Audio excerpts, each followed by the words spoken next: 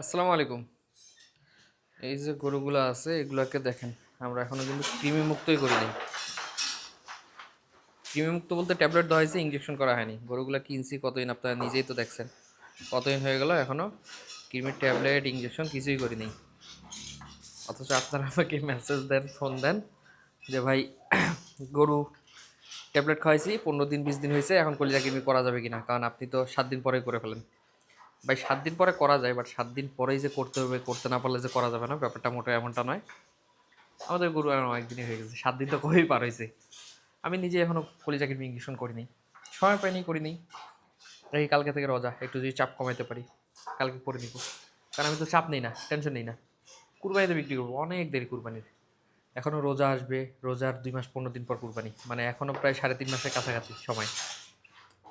3.5 মাসে এই ধরনের গরুকে ইনশাল্লাহ আমি হাতি বানাই দিতে পারি। ইনশাল্লাহ আল্লাহ ওই কনফিডেন্স আমাকে দিছে। কাজে কৃমিমুক্ত এখন করে নিই, পরে করবো, কোনো সমস্যা নেই। আজকে থেকে 1 মাস পর করলেও টেনশন নেই। আমি খালি চিন্তা করি কৃমিমুক্ত করার পর হাতে যদি আমি 60টা দিন সময় পাই, 2 মাস সময় পাই, ইনশাল্লাহ একটা গরু ফ্যাটেনিং করার জন্য। এর বেশি আমার প্রয়োজন নেই ইনশাল্লাহ। ধন্যবাদ সবাইকে। আসসালামু আলাইকুম।